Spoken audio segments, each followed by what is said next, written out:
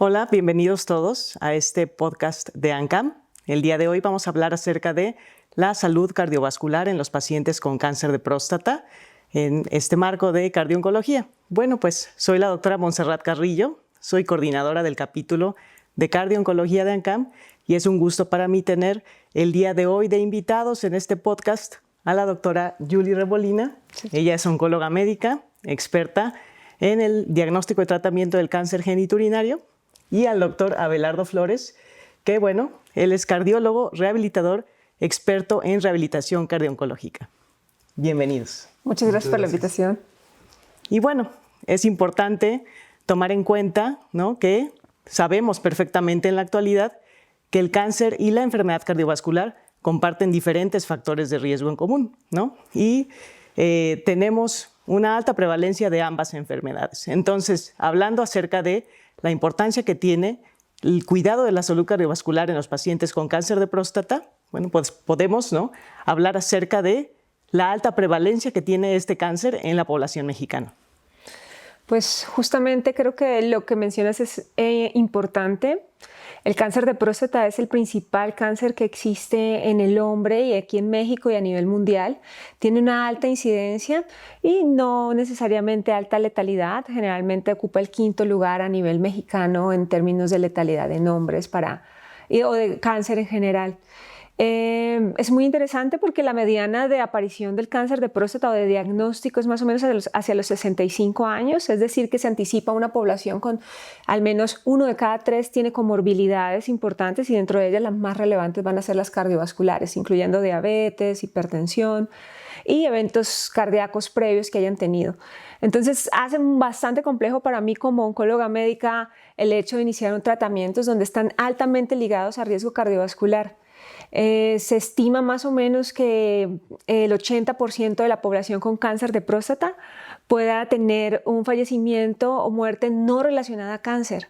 Entonces es una población donde medimos continuamente riesgos y estos riesgos nosotros le decimos riesgos competitivos y justamente pues, me agrada estar mucho el día de hoy porque vamos siempre de la mano con cardiólogos, con múltiples especialidades, con oncogeriatría, porque son pacientes, a mí me han llegado pacientes en debut con 90, 92 años y es ahí en donde empieza el reto de desde el punto de vista oncológico siempre es no hacer daño y médico también. Entonces, ¿qué puedo ofrecer que no dañe y qué puedo ofrecer que pueda dar algún objetivo y cumplir alguno de los objetivos oncológicos?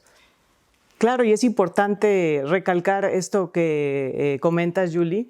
La verdad es de que es una población, ¿no?, de hombres que son diagnosticados la mayor parte por arriba de los 60 años y como hemos visto, Abelardo, en el tratamiento y en el seguimiento en cardiología de este grupo de pacientes hombres con 60 años, bueno, pues prácticamente son pacientes que vienen con una alta carga de factores de riesgo cardiovascular. Entonces, no sé cómo haya sido tu experiencia hasta el momento, Abelardo, en la evaluación de estos pacientes desde el punto de vista de la rehabilitación cardio-oncológica. Muchas gracias, doctora Carrillo, doctora Julie, un gusto aquí estar compartiendo y gracias por el espacio que ANCAM nos ofrece para la cardio-oncología.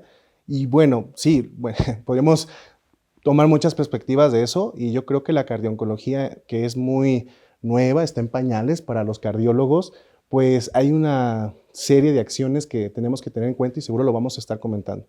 Una de ellas son los factores de riesgo cardiovascular. ¿Y qué tendría que ver rehabilitación cardíaca? Pues en esta historia, pues tenemos que decir muchas cosas. Los pacientes que tienen arriba de 60 años tienen diferentes factores de riesgo. Ahora súmale el cáncer, que el cáncer en sí mismo es un factor de riesgo cardiovascular emergente.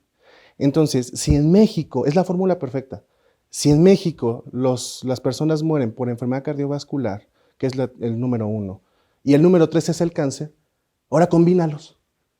Y entonces explica la necesidad de la cardio-oncología en México. El mundo ya lo está entendiendo y ahora estos espacios nos ayudan a difundir la necesidad de atender a estos pacientes. Los factores de riesgo cardiovascular tan prevalentes como obesidad y sobrepeso es lo que llega a rehabilitación cardíaca. Pero ahora el cardiólogo rehabilitador tiene que hacer el enfoque en la perspectiva del paciente. Es cierto que hay que atender la hipertensión, la diabetes y la obesidad, pero ¿en qué contexto? En un paciente que va a recibir quimioterapia, que muchos de ellos son cardiotóxicos a diferentes niveles, ¿sí? Entonces, hay que preparar a estos pacientes para tener esta intervención que la necesitan. Y lo voy a poner así de sencillo.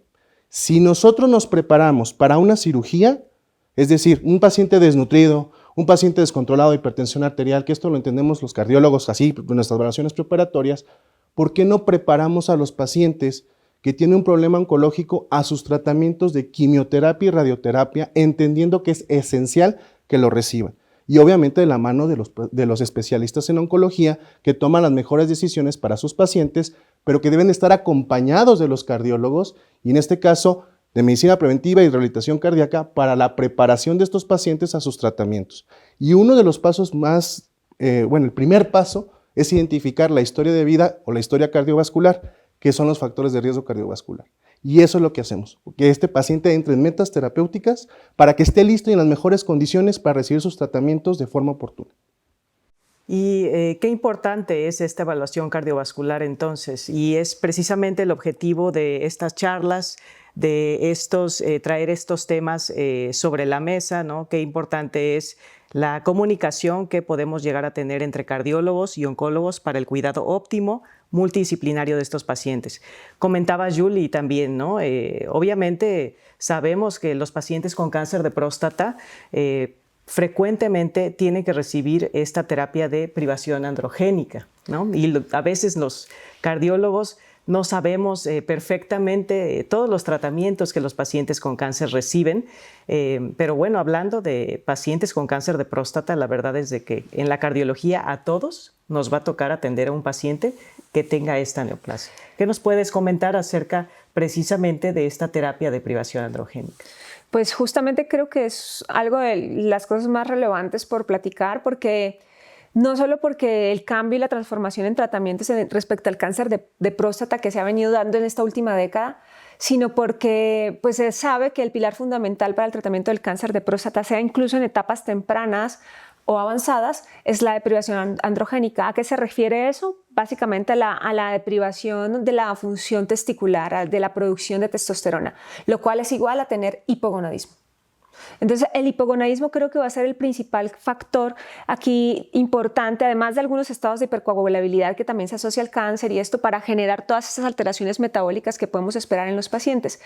Pero también las cosas han cambiado tanto que ya la terapia de privación androgénica que puede ocurrir con agonistas o antagonistas de GnRH ya no es la única estrategia que se usa y ya no es la única estrategia que se usa en etapas incluso avanzadas, sino que cada vez estamos usando otro tipo de fármacos como son los ARPIs, que nosotros le decimos que son como la abiraterona, enzalutamida, apalutamida y darolutamida, de formas ahora mucho más tempranas en la enfermedad de los pacientes. Hay que entender que el cáncer de próstata es un completo espectro de enfermedad donde empezamos desde etapas tempranas y vamos a estar frecuentemente viendo recaídas, donde vamos a tener que empezar a dar ADT o deprivación androgénica intermitente o continua. Entonces, toda esta manipulación arriba, abajo, ir subiendo y bajando testosterona genera retos fisiológicos para el paciente y eso aumenta y se ha visto que aumenta el riesgo cardiovascular y el riesgo de eventos cardiovasculares mayores en estos pacientes. Y ahora, con la adición o como nosotros en oncología le decimos, la intensificación del tratamiento con estos fármacos ARPIs, pues estos también incluyen aún más riesgo cardiovascular. Entonces, la cosa ya no es tan sencilla, que les llega a ustedes el paciente que solo se está poniendo una inyección cada 3 o 6 meses, sino que ahora viene con otros fármacos añadidos y agregados a esto. Y también lo más importante, y es que lo que se ha visto con estos fármacos que sean agonistas o antagonistas, es que si bien el riesgo cardiovascular, el riesgo de eventos cardiovasculares existe con el inicio, está mucho más elevado en aquellos que ya tienen historia y de alto riesgo cardiovascular. Entonces, hace todo un reto poder seleccionar el paciente correcto para el tratamiento correcto. Sí, la verdad es que es todo un reto y deberíamos reconocerlo como tal, ¿no? Y insisto en esta intensificación entre el trabajo multidisciplinario que requerimos entre todos nosotros. Tenemos entonces pacientes con cáncer de próstata, un cáncer muy prevalente en la población masculina en nuestro país y en el mundo. Tenemos que estos pacientes entonces se presentan con una alta carga de factores de riesgo cardiovascular. Tenemos que 1 de cada 5 más o menos tiene ya enfermedad cardiovascular establecida y que estos pacientes se van a exponer a este tipo de tratamientos, la terapia de privación androgénica, que puede relacionarse con un incremento en la adiposidad, un incremento en el peso, ¿no? en la obesidad, un incremento en la presión arterial, en los eventos cardiovasculares como infarto. Entonces, de hecho, uno de los cuidados que se plantea en esta población es seguir un algoritmo, ¿no? Que es A, B, C, D y E, ¿no? Entonces, ahorita vamos a pasar a la letra E con Abelardo, que es el ejercicio físico y esta prescripción. Pero bueno, ¿no? Viene A de awareness, ¿no? Que es tener esta concientización del riesgo cardiovascular que tiene esta población y el uso de la aspirina, ¿no? B, que viene de blood pressure, ¿no? Que son pacientes con, ¿no? Algunos de ellos hasta 50% de las poblaciones con cáncer de próstata con hipertensión arterial que requieren un tratamiento específico. Y bueno, la C viene del tratamiento y control óptimo de colesterol, ¿no? Y de los cigarros, ¿no? Que bueno, se tiene que evitar también este factor de riesgo. La D viene del cuidado de la diabetes, ¿no? Y la E viene del ejercicio. Entonces, mucho hablamos, ¿no? Y queremos decir en cardiología, ¿no? Tienes que hacer 150 minutos de actividad física aeróbica para tratar de reducir tu mortalidad cardiovascular. Y parece que lo repetimos y lo repetimos como si los pacientes entendieran perfectamente a qué nos referimos con esto. Y la verdad es de que un mensaje importante que creo que hemos platicado previamente, Abelardo, es la importancia de ser específicos con estas recomendaciones, ¿no? De la actividad física y el ejercicio, que es tan importante. ¿Qué es lo que nos podrías tú decir en cuanto a las recomendaciones que tú le otorgas a estos pacientes? Muy bien, doctora. Yo primero reconocería que cada vez diferentes sociedades médicas, incluyendo la oncológica, en diferentes países, agregan el aspecto del entrenamiento físico para la mejoría de estos pacientes. Y no es una casualidad, ya que existe muchísima información al respecto de que el ejercicio terapéutico, más allá de la actividad física pues es platicar, escuchar, moverte, es decir, cualquier movimiento que hagas es actividad física. Pero ya cuando tiene un propósito terapéutico, cuando tú lo puedes medir, tú lo puedes estructurar, tú puedes tener un objetivo terapéutico, es decir, que algo va a mejorar, entonces se convierte en ejercicio.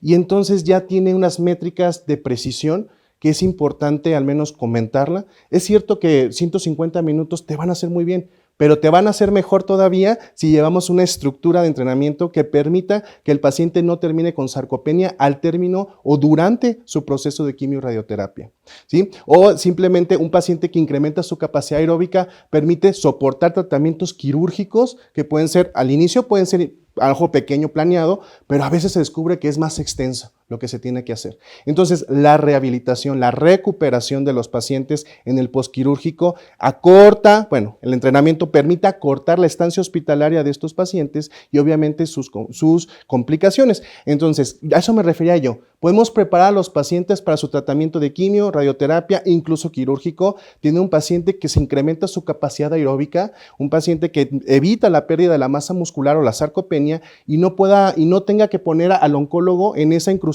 de, oye, este tratamiento lo necesitas, pero funcionalmente me preocupa mi paciente. Porque los oncólogos no nada más están tratando las moléculas ni los receptores, están tratando pacientes. Y esa es la enseñanza que nos viene a dar la cardiooncología. Nos enseñó mucho la insuficiencia cardíaca sobre la multidisciplinaridad y también sobre diferentes tratamientos. Y la cardiooncología nos está enseñando la multimorbilidad, es decir, pacientes cardiópatas que tienen ahora procesos oncológicos y que ahora necesitamos sentarnos a platicar sobre eso para que tengamos buenos resultados. No solamente iniciar tratamientos, sino que estos pacientes tengan buenos resultados. Y eso quiere decir manos a la obra. En rehabilitación cardíaca, claro, el primer paso es identificación de factores de riesgo. Ahora, ¿qué hacemos como intervención? Entrenamiento aeróbico, aspectos nutricionales y el aspecto psicológico. Y antes de que se acabe el tiempo, seguramente sí quiero decir algo muy importante. A mí me parece excelente en el cáncer de mama que, pues bueno, el aspecto psicológico hay que cuidarlo tanto porque es algo tan difícil saber que pierdes pues algo que es parte tuyo, ¿no?